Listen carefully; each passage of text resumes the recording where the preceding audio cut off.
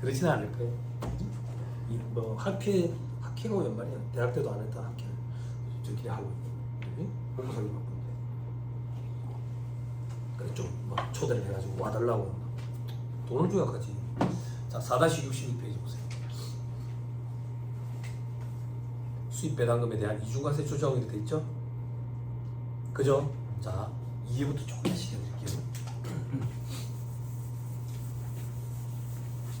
천천히 합시다.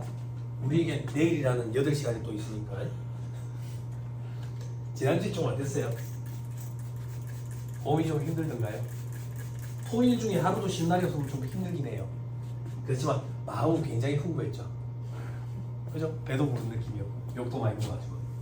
그죠? 아, 그 음식 분석 과학자 그 할아버지가 그 얘기했어. 우리 고기 먹으면 뒷날까지 배가 든든하잖아. 특히 소고기, 어르신들이 그러잖아. 소고기를 먹었더니 확실히 뒷날까지 배가 든든하네. 그게 안 좋은 거래. 고기가 뱃속에서 소화되는 속도가 느려서 그런 거래. 그래서 소고기 소화되는 속도가 그 정도로 느리기 때문에 뒷날까지 소화되고 있어서 든든하게 느끼는 거래. 그럼 우리는 머리는 자고 있는데 장기는 계속 일을 하고 있는 거래. 장기는 밤샘 일을 한 거야. 혹사시키는 거래. 안 좋은 거래 그게. 안 좋은 거래. 나 어제 처음 알았네. 나도 그런 생각이 있었거든. 아, 소고기 먹으면 뒷날까지 배가 든든하지? 이랬는데 그게 안 좋은 거야. 안 좋은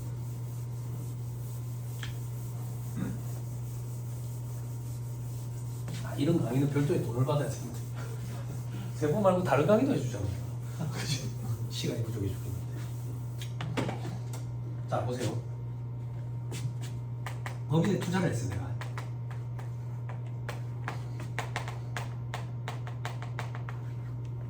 법인에 투자를 했다는 얘기는 돈을 갖다 줬다 그 얘기예요. 그죠? 그럼 투자한 거에 대한 법인이 있어 이익이 생길 거 아니에요? 그치? 이익이 생기겠지. 이익 중에 일부를 내한테 분배를 해줘요. 어떤 명목으로? 배당이라는 명목으로. 됐어요? 근데 우리나라는 상법에 의해서 배당을 주는 그 배당에 재원이 되는 이익 있죠? 이거는 세후 이익이에요. 세전 이익으로 배당을 줄 수 없도록 돼 있어요. 상법에 의해서. 그 말인 즉슨 이 생긴 이익에 대해서 한번 세금을 냈다는 얘기죠. 그죠? 그럼 세금을 내고 남은 재원을 바탕으로 배당을 주는 거예요. 배당을 줘요. 그죠? 그때 투자자인 내가 개인이래요. 그러면 배당 소득으로 과세돼요. 내가 법인이에요. 지금 공부하고 있는 법인. 그러면 순자산 증가세에 입각해 있어가지고 포괄주의 과세 원칙이에요. 배당 소득은 과세가 된다 그 얘기예요. 그러면 이익은 하나인데 분배하기 전에 한 번 과세가 되고 분배 받고 나서 여기서 또 과세가 되면 이중과세 논란이 있다 그 얘기예요.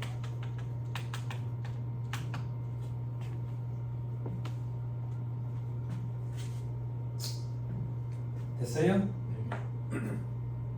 됐나요? 그럼 이 이중과세를 조정하기 위한 제도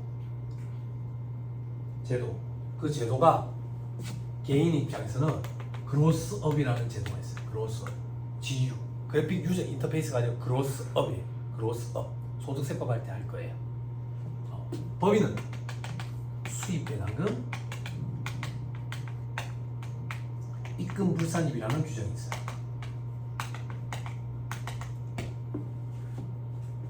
어떻게 이중과세를 조정해 주는데 법인 입장에서 배당 받았잖아. 배당 받은 게 수입 배당금이잖아. 수입 배당금. 이 수입 배당금 받은 걸 입금해서 불산입 시켜버리겠대. 그럼 손익계산서에 배당금 수입 받은 게 만약에 100원이 있다. 그럼 단기순이 요 하나밖에 없다고 볼게. 100원. 여기서 이 100원을 뺀대. 그럼 과세가 돼 안 돼? 안 되지. 그럼 이중과세 문제가 없지. 됐어요? 요렇게 하겠대. 요게 수입 배당금 입금 불산입이에요. 됐어요? 됐나요? 근데 이게 놀부 계산이에요. 놀부 계산이 무슨 말인데 100% 다 빼주는 게 아니라 여기에 유를 곱하는데 30%, 80%, 100% 이렇게 곱하겠대. 아니 그럼 세무사님 완벽하게 이중과세 문제가 조정이 되는 게 아니에요. 됐죠? 됐죠? 그래도 이 정도 해주는 게 어디예요? 됐죠? 됐어요? 그럼 다음 페이지 넘어가 보세요. 입금 불산입액의 계산 방법의 마지막 줄 있죠? 그죠? 요것만 눈으로 보세요. 저만 쓸게요.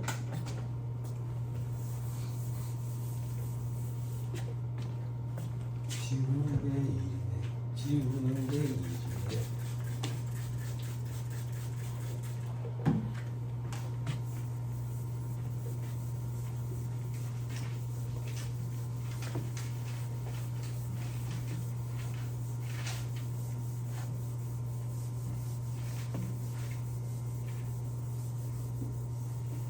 이번 주에 저 바닷가 산다 했잖아요. 이번 주에 양지은, 뭐 미스트로 양지은, 그리고 사이버거라는 사람이 있대. 사이버거. 난 몬스터친 줄 알았는데 그 두 명 가수가 온다고 돼 있대. 가수라고 돼 있대. 가수라고. 사이버가 혹시 싸이 오마주하는 그런 사람이야?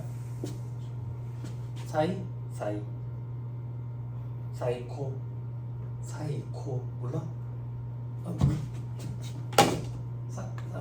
ENR 사이코 몰라? 사이코 몰라? 정신이 집에 있는 사람 있잖아. 사이코 몰라? 그 몰라? 사이칼로지 이런 거 못 들어봤어? 칼리지밖에 못 들어봤어. 그래서 괜찮아요. 이런 거 시험에 안 나와요. 자, 수입에는 거 입금 불산이 됐어요. 이반은 수준이 안 맞아서 아무 얘기도 못 하겠어요. 자, 7번. 자, 수입 배당금 입금 불산이 어떻게 계산하면 되느냐? 수입 배당금 받은 거 있지? 여기에 유를 곱한다네. 근데 놀부 계산이라서 30%도 있고 80%도 있고 100%도 있다네. 근데 여기서 뭔가 빼는 게 있어. 빼는 거. 그럼 7번 봐봐. 걔네부터 잡자. 수입 배당 입금 불산이라는 얘기는 과세 소득을 줄이는 거지. 그럼 요게 크면 우리도 세금만 가지고 보면 기분이 좋네. 세금이 줄어드니까. 근데 거기서 뭔가를 빼네. 그러면 기분이 안 좋네. 불이익을 주는 거네. 그지? 뭘 빼는데? 지급이자를 빼요. 지급이자가 뭔데? 이자 비용 얘기하는 거야. 이자 비용. 근데 발생주의가 아니기 때문에 이자 비용으로 표현하고 지급이자라고 표현한다 이렇게 생각하면 돼. 그치? 이자는 왜 빼는데? 야, 돈도 없는 주제에 돈 빌려와가지고 다른 회사에 투자를 해가지고 배당금 받은 게 있어? 네 아까름이나 잘해. 어디서 돈을 빌려다가 투자까지 했어? 불이익을 주는 거야. 지급이자가 있다는 얘기는 어디서 돈을 빌려왔다는 얘기지. 돈을 빌려왔으면 차입금이 있겠지. 쓰지 마세요. 그지? 이 돈 빌려온 것 중에 그 회사에 투자해가지고 배당금 받은 거야. 주식에 투자해가지고. 됐어요? 되나요? 요만큼을 차감해버리겠지. 됐죠? 괄호 쳐야 돼. 괄호 안 치면 이상하게 돼.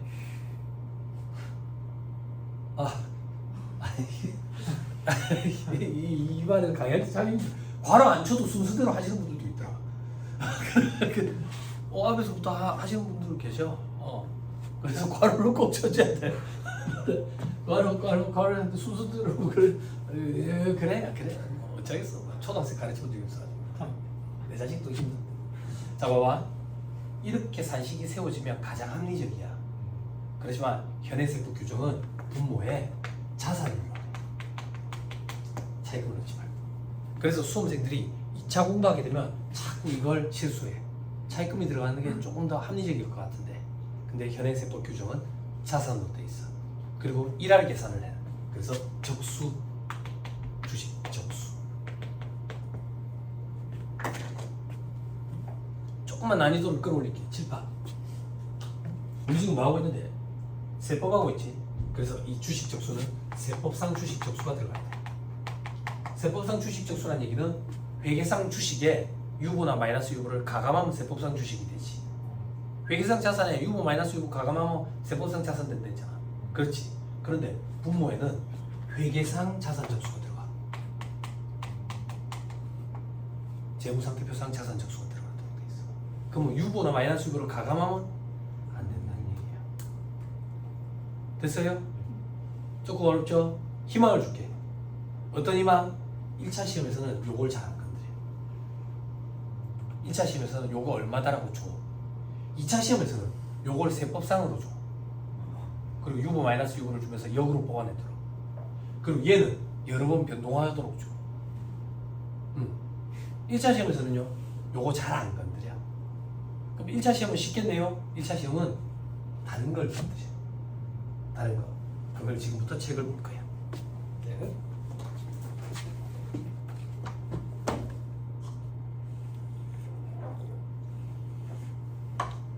자, 4-63페이지. 표의 왼쪽에 제목 읽어주세요. 뭐라고 돼 있어요? 적용 배제. 1차 시험에서는 적용 배제 규정을 건드려. 적용 배제라는 얘기는 수입 배당금 입금 불사를 안 하겠다 그 얘기야. 그래서 1차 시험 트렌드가 이래. A라는 회사는 갑이라는 회사는 A, B, C, D 4개의 회사에 투자를 해서 배당금 수입을 받았다. 수입 배당금 입금 불사님액을 계산하시오 한다고. 그럼 4개 회사를 수입 배당금 입금 불사님액을 계산하는 게 아니라 그 중에 2개 회사 정도는 적용 배제 규정에 걸려. 1차 시험에서는 그걸 건드려. 그래서 적용 배제 규정을 암기하고 들어가야 돼. 됐죠? 됐죠? 자, 왼쪽 페이지 돌아오세요. 대상법인. 다른 내국법인으로부터 수입 배당금을 받은 내국법인만 적용 대상이에요. 그럼 다른 외국법인으로부터 수입 배당금 받은 경우에는 적용 안 한다는 얘기죠. 왜? 이중과세 문제가 없으니까. 그죠? 아니에요. 이중과세 문제 있어요. 외국법인으로부터 수입 배당금 받을 때 외국법인이 과세가 됐으면 이중과세 문제가 있어요. 근데 왜 안 합니까? 다른 방법으로 이중과세를 조정해요. 수입 배당금 입금 불산의 규정으로 조정하는 게 아니라 외국 납부 세액공제라는 규정으로 적용해줘요. 손가락 끼고 잠깐만 보고 봅시다. 저 뒤에 있어요. 이거는 여러분들 기억도 잘 안 날 거예요. 왜냐면 지역적이라 시험에 잘 안 나와요. 시험이 잘 안 나와서 제가 저 뒤에는 뭐라 했어요? 띄엄띄엄 본댔죠. 띄엄띄엄 볼 때 보는 부분이에요.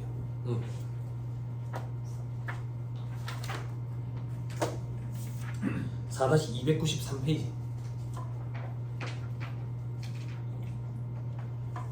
한 번에 팍 펴보세요. 네, 안 되죠. 4-293페이지. 여러분 공부 어느 정도까지 되냐면요. 객관식반 들어가잖아요. 객관식반 들어가면 여러분들이 객관식반 들어간다고 생각해봐. 그러면 써머리가 또 새 책이 나오니까 바뀔 거 아니야. 객관식반에서 제가 강의할 때 이런다고. 여러분 써머리 확인하고 갑시다. 몇 페이지입니까? 제가 막 일하고 있다고. 왜냐면 페이지가 또 달라져 있으니까 새 책이 나와서. 그럼 맨 앞에 앉아있는 애가 뭐라 하는지 아세요? 4-46페이지요 이렇게. 페이지로. 그래가지고 얘 뭐야 이렇게 보면 손때가 묻어가지고 장난 아니야. 새 책이 나온 지 얼마 안 됐는데. 그럼 제가 느끼는 거죠. 학교하겠고 지저분하지만 학교하겠고 이렇게 학교하고 나서 깨끗이 씻으면 되잖아. 그지? 아 왜 그러세요? 객관식 반대면 여기 다 군부대 냄새 난다니까. 지금이야 막 샴푸로 머리도 감고 화장도 하고 이래 오시죠. 그죠? 나중에 내보세요. 다 슬리퍼 어디서 구했는지 슬리퍼 다 똑같은 거 신고 있다고. 그리고 다 모자 쓰고 있어요. 모자. 자 4-293페이지 보면 세액공제에 법인세법상 세액공제 동그라미 1번 읽어주세요. 그죠? 그게 저 밑에 2.1에 외국납부 세액공제 됐어요? 다음 페이지 보세요. 괄호 이번에 외국납부 세액의 범위 돼 있죠. 직접 외국납부 세액공제가 있고요. 의제 외국납부 세액공제가 있고 의제는 같은 말로 간주 외국납부 세액공제. 마지막에 의제 이제 간접 외국납부 세액공제가 있어요. 외국납부 세액공제는 이렇게 세 가지가 있는 거예요. 됐죠? 여기 조금 이따 또 올 거예요. 다시 돌아오세요.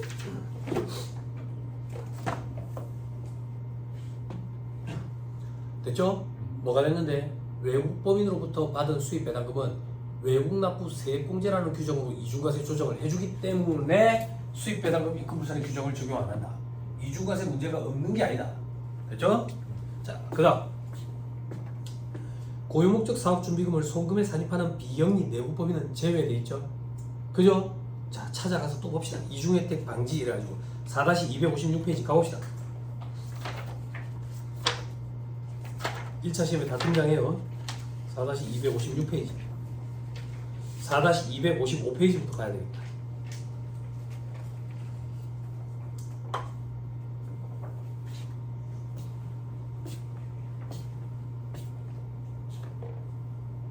폈어요? 폈어요?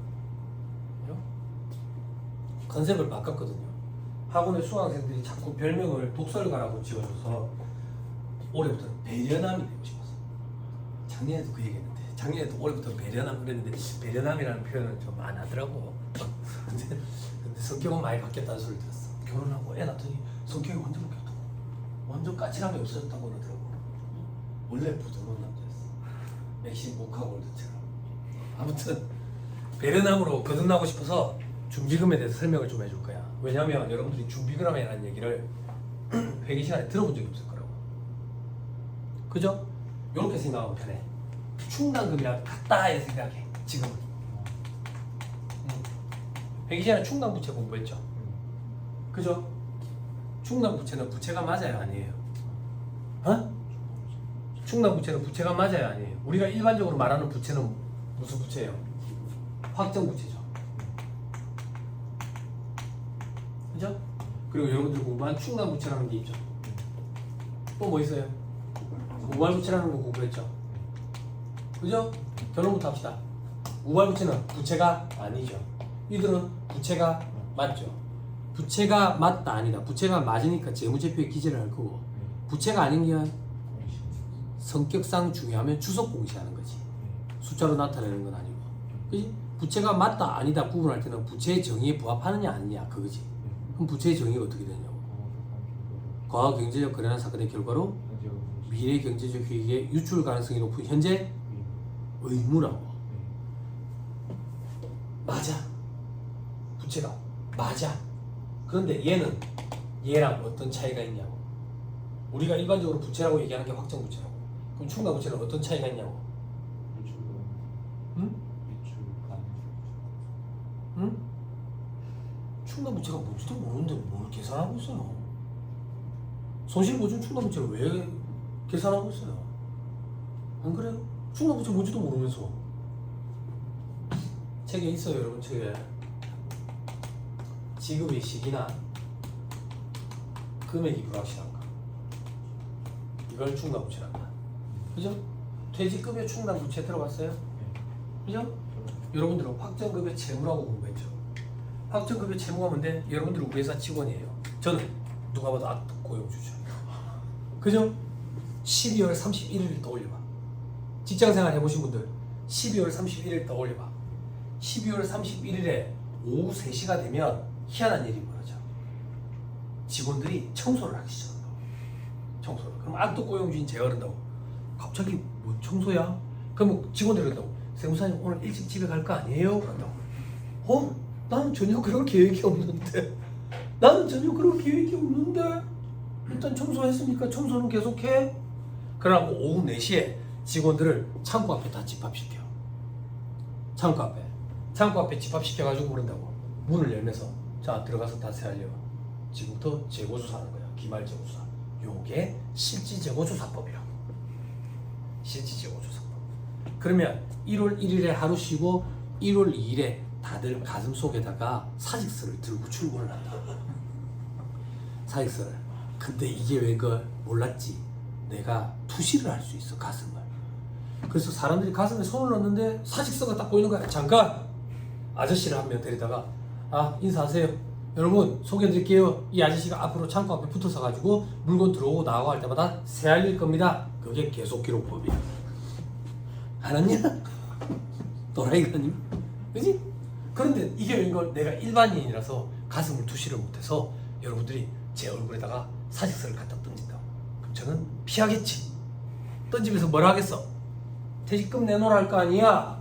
그지? 그때 내가 줘야 되는 그 퇴직금, 그게 추계액이라고 표현하지. 퇴직금 추계액. 추측해서 계산한 금액. 그걸 여러분들 회계 시간에는 확정급여 채무라고 잡고, 세법에서는 퇴직급여 통장 충당부채라고 잡는 거지. 왜 충당부채인데? 진짜 지금 사직서 던지냐고? 아니, 내 마음속으로 상상하는 거야. 지급의 시기나 금액이 불확실한 거. 그치? 그치? 그럼 우리가 회계 시간에 공부한 건 뭡니까? 여러분들이 제 얼굴에 사직서를 던지면서 퇴직금 내놓으라면 나는 어떻게 해? 중국어라는 배편을 알아보지. 그치? 그러면 돈을 떼일 거 아니야? 그 돈을 떼일까봐 불안하니까 회사 내부에 쌓아두지 말고 사회 운용기관에다가 불입해놔라. 이게 사회적립 작산이에요. 그걸 네팅한 금액을 순 확정급여 부채 이렇게 부르고. 그지? 나는 웃지 못하겠다. 너무 속상하다. 회계 공부가 안 돼 있으면 웃지를 못한다. 너무 속상하다. 순 확정급여 부채 그게 무슨 말이야? 처음 듣는 말인데 이런 표정을 지으면 안 된다고. 근데 해마다 수험생들은 똑같아. 뭐가? 어떤 얘기를 하든 처음 듣는 듯한 표정을 짓는다. 수험생들은 해마다 똑같아. 그는 변하지 않아. 변하지 않아. 그거? 대소충당금 공부했죠? 대소충당금 뭔데? 제가 여러분들한테 받을 돈이 1,000만 원이 있어요. 근데 자꾸 저 사람이 얼굴이 다크서클이 심하더니 컴퓨터 기록을 보니까 밤마다 중국어로 배편을 알아보고 있는 거야. 떼일 것 같은 거지. 떼있냐고. 안 떼있어. 떼일 것 같은 그 기분을 충당부채로 잡는 거지. 지금의 시기나 금액이 불확실한 거야. 그지? 그래서 김영도 회계사님이 그러지. 금융자산의 손실 충당금 잡는 거는 친구에 대한 배신이라는 거지. 친구한테 돈을 빌려줬는데 친구가 요즘 다크서클이 심하고 얼굴에 기미가 많아.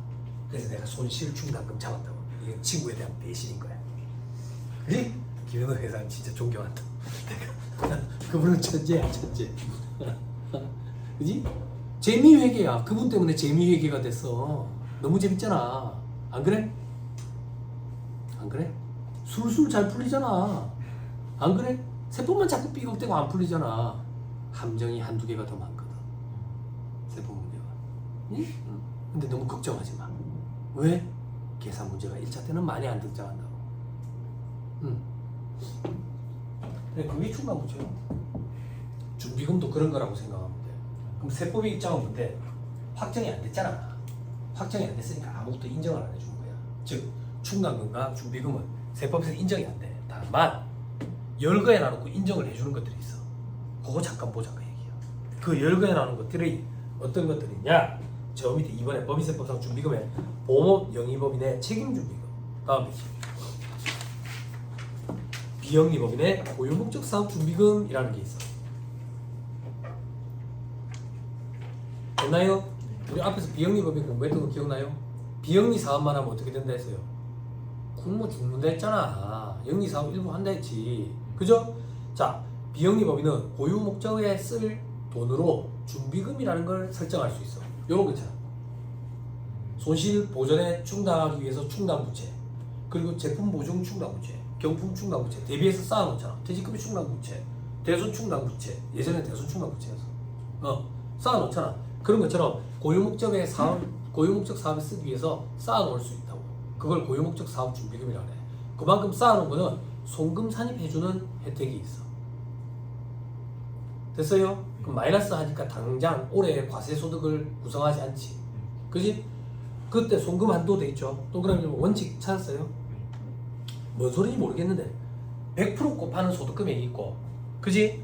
50% 곱하는 소득금액이 있네. 그지? 100% 곱하는 소득금액 밑에 내려가 봐. 뭐라고 돼 있어? 이자랑 배당이라고 돼 있네. 밑에 별표시에. 그지? 봐봐. 비영리법인데 배당을 받았대. 100원만큼. 그럼 손익계산서에 이 100원이 들어가 있을 거 아니야. 그지? 근데 비영리법인이 배당받은 이 100원에 대해서 100%만큼 고유목적 사업준비금 설정을 할 수가 있대. 그럼 100원에 대해서 다 설정을 하면 요만큼을 송금산입 한다고. 그럼 송금산입하면 다시 빼잖아. 그러면 과세소득에 미치는 영향은 없지. 그럼 이중과세 문제가 있어 없어? 없지. 그래서 수입배당 입금산입 안 한다 그 얘기야. 됐죠? 됐죠? 다시 돌아오세요. 여기까지만 오면 돼. 됐나요? 됐어요? 재밌어요? 입 다물고 팔이 들어간다. 재밌죠? 재밌다고 하세요. 그러면 재밌게 느껴져요. 세뇌시켜야 돼. 수입배당 입금산입 어려워.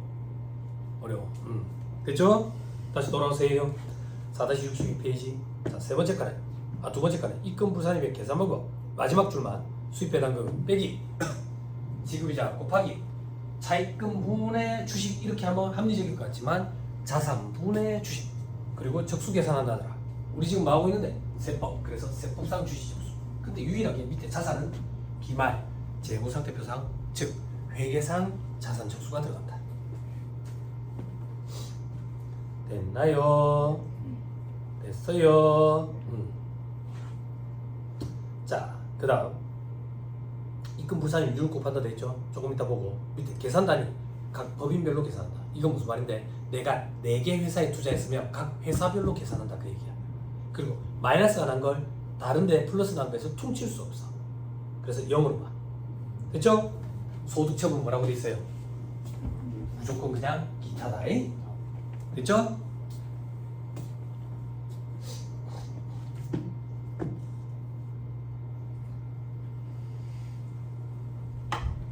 됐나요? 됐지요? 자, 입금 불산 율부터 보자. 다음 페이지 맨 밑에 박스 2번 입금 불산 율. 이 책의 저자인 강경태 회계사님이 여러분들에게 본인이 저를 중간 매체로 해서 전달을 좀 해주래. 어떤 전달? 입금 불산 율을 암기를 못하면 시험장에 가서 이런 문제 등장했을 때 풀려고 손도 대지 마세요 이렇게. 그게 무슨 말인데 기본이다 그 얘기야. 기본이다. 근데 저를 봐봐. 제 얘기 조금 할게요. 그럼 세무사님은 기억합니까? 아니? 그러면요? 기억했었죠. 기억. 그럼 기억을 못합니까? 헷갈립니다. 왜 헷갈리는데요? 여러 번 바뀌었어요. 아주 여러 번. 여러 번 바뀌었는데 여러분들에게 희망을 줄게요. 어떤 희망? 가장 간단해요 지금. 그전에는 복잡했어요. 지주회사, 일반회사 이래가지고 율이 또 달랐어요. 그리고 이상, 이하, 초과, 미만 기준 때문에 헷갈렸었어요. 근데 출제 교수님들이 이상, 초과 딱 걸리게 되는 거예요. 그걸 머리 아팠었어요. 근데 지금은 그냥 이렇게 나왔어요. 단순하게. 됐죠? 그죠? 그래서 과거엔 더 어려웠었다 이렇게 생각하면 돼요. 지금 간단해요. 자, 이 입금 불산임 율을 어떻게 암기하는데 비출자 법인에 대한 출자 비율도 있죠. 비출자 법인이 출자를 다 한 법인이에요. 출자 비율 내가 거기 몇 프로 출자했냐고 그때 이렇게 기억하는 거예요. 중간에 칸 20% 이상 50% 미만 돼 있죠. 그죠? 20% 이상 50% 미만이면 80%, 그게 안 되면 30%, 그거보다 많으면 100%. 이렇게 기억합니다. 수험생들이. 이상 미만이에요. 과거에는 초과 기준도 있었는데 기억할 필요 없어요. 이상 미만 20% 이상 50% 미만 80%. 그죠? 그거보다 크다 100%, 그만큼 안 된다 30%. 됐죠? 아주 간단합니다. 아주 간단하게 바뀐 거예요. 됐죠? 위에 올라가서 박스 1번 지급이자. 여기 보는 거예요. 계속 읽어볼게요. 지급이자란 다음에 이자를 그 다음 뭐라고 돼 있어요? 제외란 얘기는 여기에 안 들어간다는 얘기예요. 됐죠? 안 들어간다는 얘기예요. 자, 왜 안 들어가느냐? 동그라미 1번 지급이자 송금불산입 규정에 따른 송금불산입 된 지급이자. 그게 뭔데? 채권자 분명사채이자 비시비용 채권증권이자 건설자금이자 업무관사상 등 지급이자 송금불산입 된 거. 왜 그렇게 빨리 얘기하는데 천천히 얘기해도 몰라요. 9장에서 공부할 거예요. 9장에 지급이자 송금불산입이라는 파트가 있어요. 그럼 이거는 왜 배제하는데? 지급이자 송금불산입. 송금의 불산입 때는 불이익을 이미 당했어요. 이미 당했는데 여기에 집어넣으면 불이익을 2번 당하게 돼요. 그래서 배제하는 거예요. 됐죠? 자, 그리고 밑에 동그라미 2번에 현재가치 아닌 자금상각비 연지급 수입이자. 이거 왜 그런데? 아직 뭔 소리인지 몰라도 돼요. 회계 처리에 선택권이 주어져 있어요. 선택권이 주어져 있기 때문에 현재가치 아닌 자금상각비를 계상하는 회사가 있고 계상하지 않는 회사가 있어요. 현재가치 아닌 자금상각비가 뭔데? 이자 비용이죠. 그럼 계상하는 회사는 이자 비용이 있고요. 계상하지 않은 회사는 이자 비용이 없어요. 그럼 계상한 회사는 여기에 숫자 넣을 게 있고요. 계상 안 하는 회사는 숫자 넣을 게 없어요. 차이가 생기죠. 그죠? 세법은 계상을 하든 안 하든 선택하라고 해놓고 있는데 그 차이가 여기 영향을 미치면 안 되겠죠. 그래서 집어넣지 않아요. 나중에 또 나옵니다. 기다리면 됩니다. 지금은 그 정도만 합시다. 나중에는 숫자까지 나오면 붕괴도 끊을 거예요. 생각하는 거예요. 됐습니까? 됐죠? 자, 그럼 위로 다시 올라가서 이제 적용 배제. 다 암기해야 됩니다. 중요합니다.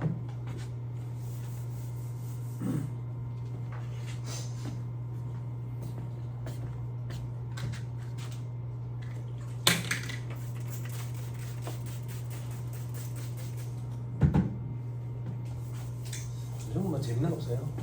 나는 솔로 봤어요? 나 솔로 사기 봤어요? 나는 솔로에 이상한 애가 좀 나왔더라. 사회화가 좀 덜 된 것 같더라. MC들이 이제 할 말이 없으니까 되게 솔직한 성격이다 이러는데 그건 솔직한 성격이 아니야.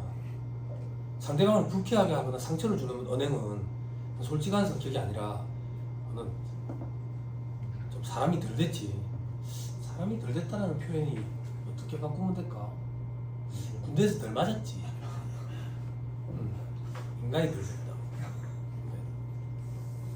그건 솔직하다고 얘기하면 안 돼. 저 보니까 안타깝더라. 텔레비 보면서 정신 차려야 되는데. 그리고 나소를 사기에는 이상하게 보이는 사람이 있어서 굉장히 관심이 있었거든요. 이상한 사람이 한 명씩 있어야 재밌어요. 근데 그 이상한 사람이 되게 멋진 사람이더라. 멋진 사람이더라. 관심 없어요? 26살이었죠, 조교생. 36살이었으면 관심이 있었을 거예요. 26살이었어요. 저 뒤에는 형님 결혼했습니까? 아까 몇 살이라고 그랬죠? 24살. 이제 관심이 있겠네요. 그죠? 나중에 이거 합격하면 그 출연하세요. 내 응원 영상 찍어줄게, 진짜로. 네, 진짜. 화이팅, 화이팅, 화이팅! 이렇게. 이렇게. 광수야, 화이팅! 이렇게.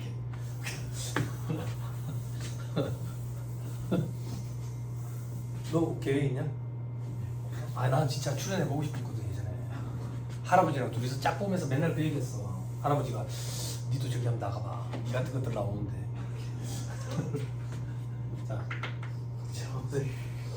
제가 보세요. 책 보면서 다음에 수입 배당 금액에 대해서는 내용법인 수입 배당금 입금 불산의 규정 적용 안 한다. 1차 시험 트렌드다고 배제 규정 꼭 나온다. 동그라미 뭐 외국법인으로부터 받은 수입 배당금 아까 했다. 이중과세 문제가 없는 게 아니라 외국 납부 세액공제라는 규정으로 제거해 주기 때문이다. 동그라미 2번. 이게 시험에 1차 시험이 제일 잘 나온다. 배당 기준일 전 3개월 이내에 취득한 주식을 보유함으로써 발생하는 수익 배당금. 됐나요? 됐어요? 됐죠? 배당 기준이 언제예요? 우리 수업 목적으로. 보호기 한 말을 얘기하는 거지. 우리 실제 주식시장에서는 주식 거래 정지일이 있잖아. 기간이 있잖아. 근데 이제 회계에서는 이제 12월 31일 하루라고 그냥 수업 목적으로 간주하는 거지. 그래서 그날 기준으로 3개월 내에 취득한 주식이 있으면 그 주식에 대해서는 수익배당 입금선에 적용 안 하겠다 그 얘기야. 됐죠? 확정일이 아니에요. 배당 확정일은 언제예요? 주총일 얘기하는 거지. 시험에 현혹자료로 그렇게 등장해요. 배당 확정일도 등장하고 배당 기준일도 언제인지 등장해요. 배당 확정일은 현혹자료예요. 됐죠? 자, 그 밑에 동그라미 3번. 다음에 법인으로부터 받은 수입배당금. 동그라미 기업. 법인세법상 소득공제를 받는 유동화 전문회사, 선박투자회사, 명목회사, 각종 소득공제를 적용받는 프로젝트 금융투자회사.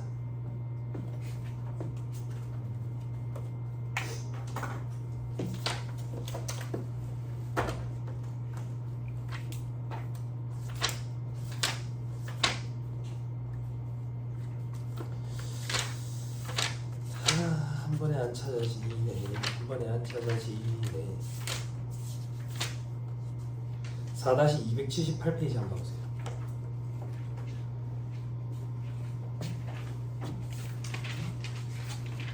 (4-278페이지)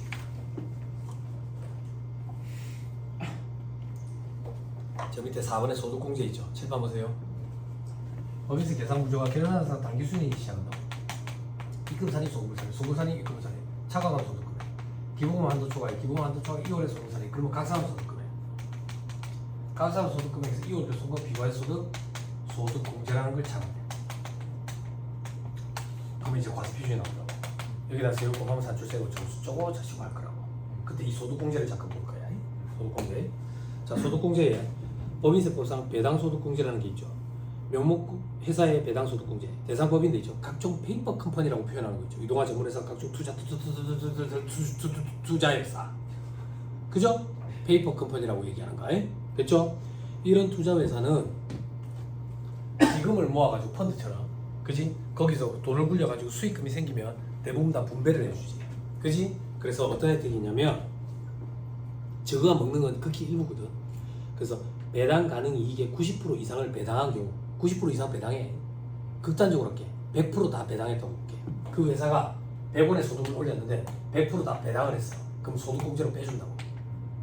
그러면 과세 소득은 없지. 그지? 이걸 재원으로 배당을 줬대. 배당. 그럼 과세가 안 된 걸 배당을 줬으니까 이중과세 문제 없지. 됐죠? 수익 배당을 입금부사님 할 필요 없다. 그 얘기야. 됐어요? 됐죠?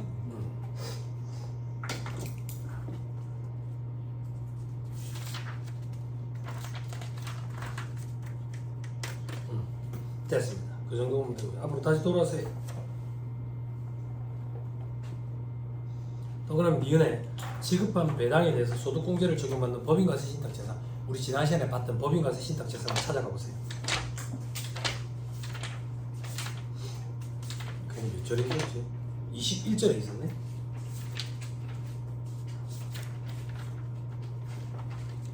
21절 페이지 3-2, 4-2, 363페이지.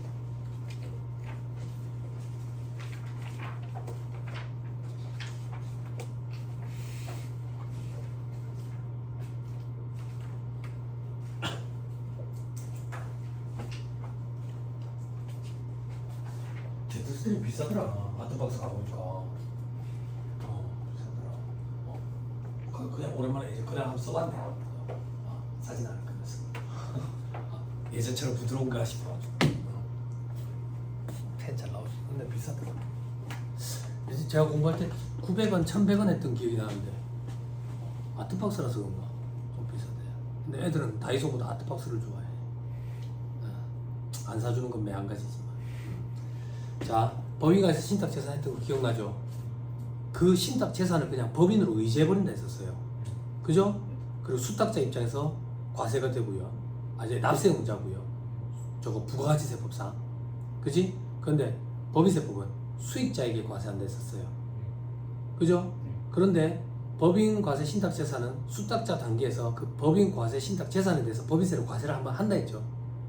그걸 분배받아가 또 과세하면 이중과세 문제가 있죠. 그죠? 그런데 4-365페이지 4-365페이지 법인과세 신탁재산에 대한 소득공제되어 있죠. 법인과세 신탁재산이 수익자에게 배당한 경우에는 그 금액을 해당 배당을 결의한 인정금 처분의 대상이 되는 사업노조 소득금액에서 공제한다. 배당 준 금액을 전액 딱 공제한다. 소득공제. 그럼 극단적으로 가정해서 100% 다 배당하면 과세 소득은 없죠. 이중과세 문제가 없죠. 됐죠? 돌아오세요. 자, 이해했으니까 암기 편하죠? 그죠? 자, 그 다음 동그라미 디귿. 다음에 세액감면을 적용받는 법인도 있죠. 칠판. 자, 과표에다가 세로 곱하면 산출세액 나와요. 그 밑에 세액감면과 세액공제가 있어요. 세액감면 규정은 현재 전부 다 조특법에 있어요. 조세특례제한법. 법인세법에는 없어요. 조특법상 세액감면을 적용받는데 100% 감면을 받았대. 100% 감면 받았으면 실질적으로 세금을 냈어요, 안 냈어요? 세금 부담이 있어요, 없어요? 없지요. 그걸 재원으로 분배받은 소득에 대해서는 이중과세 문제가 없는 거예요. 어떤 법인세 감면을 받았는데 첫 번째 점, 수도권 밖으로 본사를 이전하는 법인에 대한 법인세 감면. 과거에는 수도권 밖으로 공장 본사를 이동하는 법인의 법인세 감면이었는데 공장은 빠져나왔어요. 이제 본사만 됐죠? 나중에 조세특례 제한법에서 공부할 거예요. 수도권 과밀 억제권요. 수도권이 너무 과밀화되잖아. 그래서 지방 분산을 시키기 위해서 수도권에서 본사를 지방 수도권 외의 지역으로 옮겨가면 스틱 앤 캐럿이라고 캐럿을 좀 줘야 될 거 아니야. 그지? 그래서 캐럿을 준다고. 어떤 캐럿을 주는데 법인세 감면을 해줘. 그럼 이제 많이 가겠죠? 안 가. 그래도 안 간다고. 그럼 어떤 혜택을 또 주는데, 그럼 수도권에 있던 땅이랑 건물을 팔 거 아니에요. 그럼 차익이 엄청나겠죠. 그죠? 오랫동안 장사를 한 법인이면. 그죠? 그럼 그 세금이 엄청나겠죠. 그걸 뒤로 밀어줘. 어떻게 뒤로 밀어주는데, 수도권 밖에 이제 공장이랑 본사를 이제 살 거 아니에요. 그걸 팔 때 과세를 해. 안 팔고 갖고 있으면 계속 뒤로 밀어지는 거예요. 그지? 혜택 괜찮죠? 그래도 안 가요.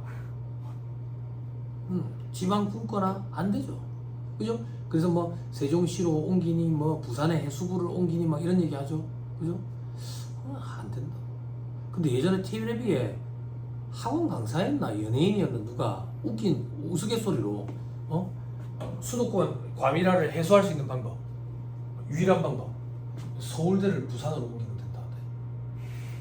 그럼 부산 되잖아. 뭐야? 에? 아 근데 그게 우스갯소리인데 일리가 있어. 그 정도로 학구열. 그지?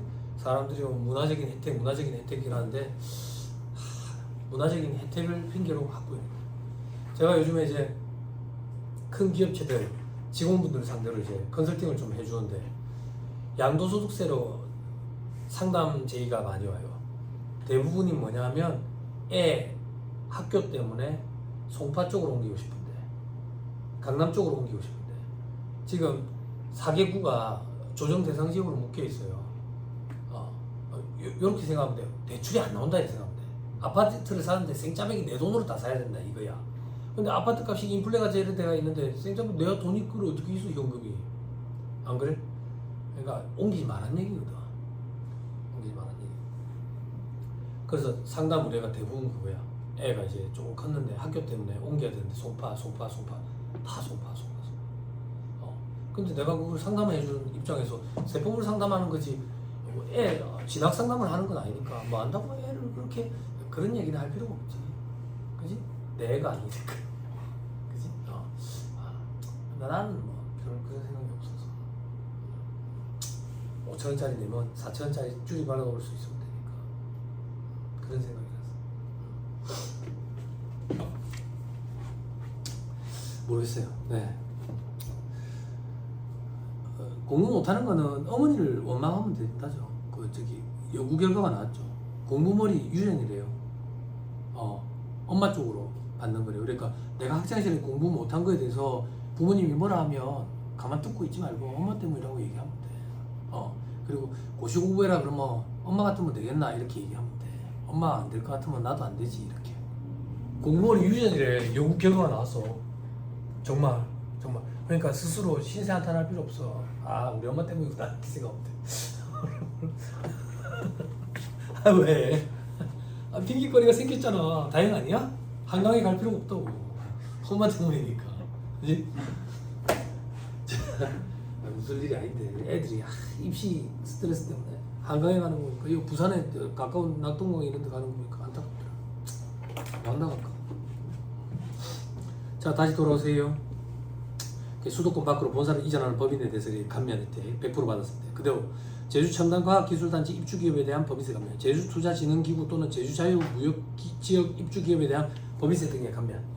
됐죠? 요거는 이렇게 기억하면 돼요. 제주도 관련 감면 이렇게. 됐죠? 말문제 보기 정도만 구성할 거니까. 그냥 이런 데가 있대요.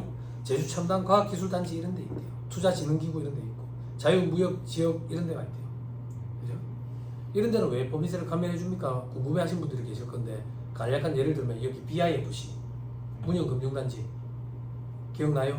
저거 처음 생기자마자 제가 강의 제의받아가 갔거든요. 부산경제진흥원에 강의 제의받아가 갔는데 장소는 거기서 한다더라고. 52층인가에서 했어요. 52층인가에 하니까 나 조금 예민하거든. 흔들거리는 게 느껴지대. 그 무슨 작업이라 그러나 그거. 그 무슨 작업이라노? 그 지진 대비해가지고.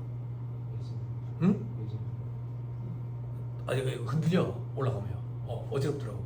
통창으로 쫙 돼 있는데 고소공포증이 심하거든. 복도를 걷는데 무섭더라고. 통창으로 다 보이니까. 근데 어질어질해. 왜 이래 어지럽지 이랬는데 흔들리는 게 맞습니다 그러더라고. 세무사님 예민하시네요 그러더라고. 근데 통창이 있어서 되게 좋으시겠네요. 그러니까 냄새가 안 빠져 미치겠대. 냄새가 안 빠져가지고. 그랬는데 그때 내가 아직도 기억에 층마다 전부 다 공식이야. 왜? 기업체들 안 들어오거든. 안 들어오거든. 그 당시에 김무성 장관인가 그런 사람도 오고 막 이랬었어. 그랬는데도 안 들어오지. 근데 시간이 지나니까 들어온다. 지금은 거의 다 찼지. 응? 그래서 세제 혜택을 주는 거야. 여기 오면 법인세 감면 이런 거 해줄게요 이렇게. 그런 거라고 생각하면 돼. 그러면 감면 받았으니까 세금은 부담이 없었지. 그걸 재원으로 분배받은 소득은 이중과세 문제가 없지. 됐죠? 또 그러면 리얼 동업기업 가서 특례 아까 했잖아. 동업기업 단계에서 과세가 안 됐지. 이중과세 문제가 없지. 수입 배당금 입금부산이 적용 안 하지. 아까 동업기업 과세 특례 가서 확인하시고 잠깐 쉬었다가 계속하시오.